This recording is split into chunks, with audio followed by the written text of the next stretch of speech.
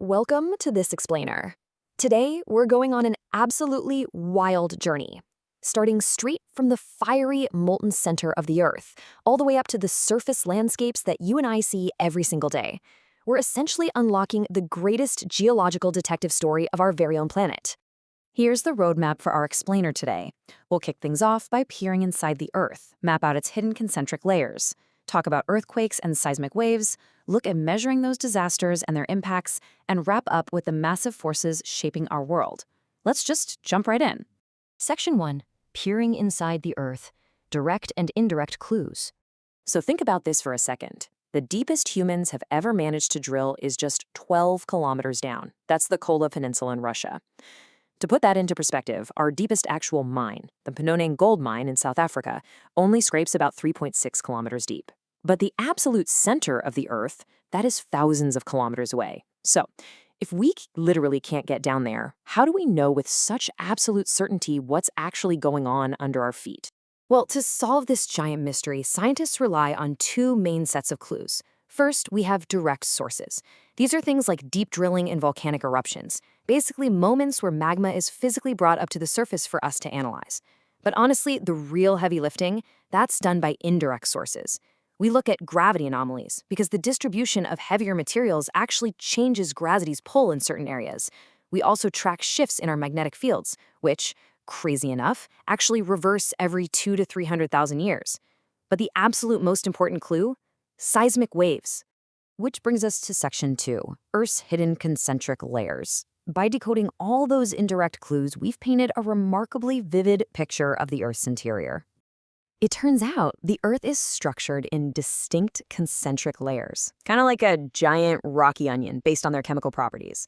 First up, the outer thin crust. It's about 30 to 50 kilometers thick. And interestingly enough, the oceanic crust is actually much thinner and denser than the thicker, lighter continental crust we live on.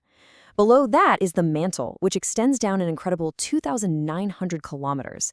This is where you find the asthenosphere, the literal source of the magma we see exploding out of volcanoes. And finally, right in the middle, we have the deep core. It's divided into a liquid outer layer and a totally solid inner layer made of incredibly heavy metals. But hold on, if we can't see it, how do we actually know that outer core is liquid? Well, let's look at Section 3, Earthquakes and Seismic Waves. This is really where we unveil the most powerful tool in the geologist's toolkit. I'm talking about the shock waves generated by earthquakes. You see, it all starts at a sharp break in the crustal rock layer, which we call a fault. Over time, as tectonic plates relentlessly push and grind against each other, this immense pressure just builds and builds. And eventually, bam, that pressure finally overcomes the friction of the overlying rock. That exact point of rupture deep underground, that's the focus or hypocenter, where a massive, terrifying amount of energy is abruptly released. Take a look at how that energy transfer actually happens. You can see the focus deep underground where that break actually occurred.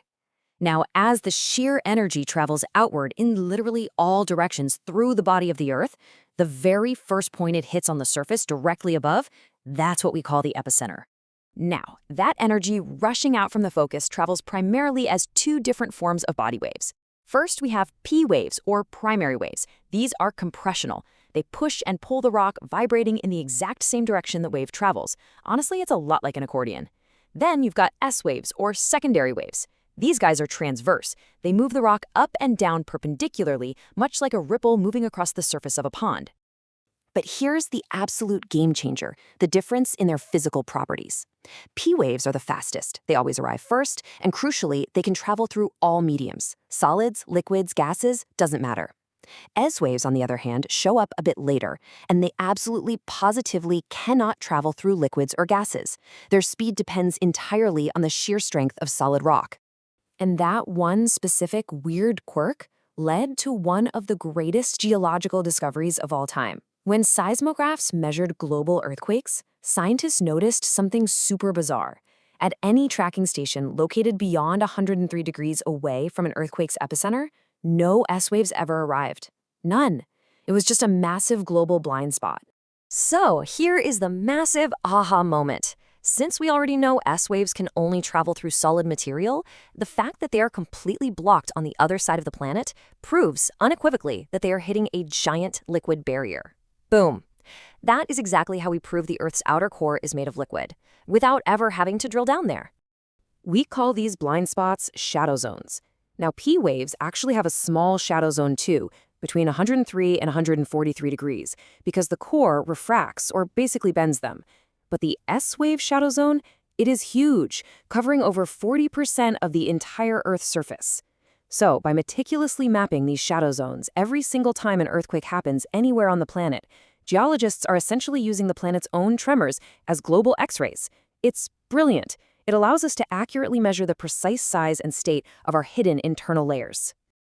Okay, moving on to Section 4, measuring disasters and impacts. Because while these seismic waves are undeniably amazing for scientific mapping, when they finally reach the surface, they generate surface waves that displace rocks and collapse buildings. Suddenly, the human stakes become incredibly high. To truly understand this threat, we've got to measure it accurately. Now, I know you hear about the Richter scale all the time in the news, right? That measures the sheer amplitude of the wave. And remember, it's logarithmic, meaning an amplitude of 6 is 10 times greater than a 5. But today, the moment magnitude scale is actually the go-to for professionals. Why? Because it doesn't just measure how high the wave gets, it calculates the total energy released by looking at the actual physical area of the fault rupture and how rigid the rock is. It's just a much better picture of the whole shebang. And looking at this data really grounds the science in a harsh human reality. Just look at the immense energy releases along tectonic plate boundaries from just the last couple of years. The 7.8 magnitude quake in Turkey and Syria, which was caused by the Arabian plate pushing against the Anatolian plate, resulted in absolutely devastating casualties. Or take the 7.6 in Japan on New Year's Day 2024. It didn't just cause a tsunami. The raw energy actually uplifted entire sections of the coastline by up to 820 feet, literally reshaping the map.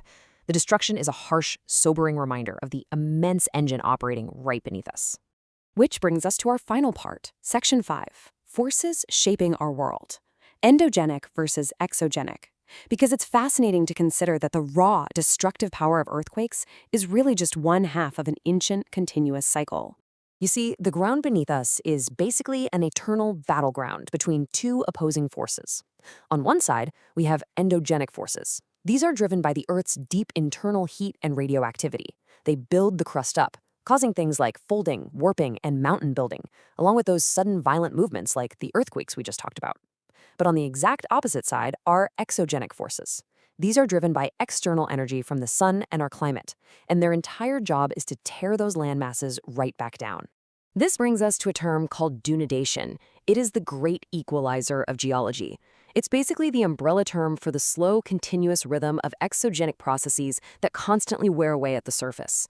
So, while endogenic uplift is busy building those towering Himalayan peaks, denudation is up there using gravity, water, wind, and temperature to just patiently grind them all back down into dust. This breakdown happens in a couple of main ways. First up is physical weathering, which mechanically breaks rocks apart. A really cool example here is exfoliation. In dry climates where you get extreme daily temperature swings, rocks actually expand in the heat of the day and contract in the freezing cold of night.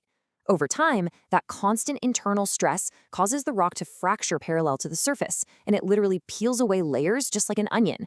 You also have frost wedging, where water seeps into tiny cracks, freezes, expands, and exerts such tremendous pressure that it tears massive boulders apart from the inside out. But hey, the teardown isn't just physical, it is chemical too.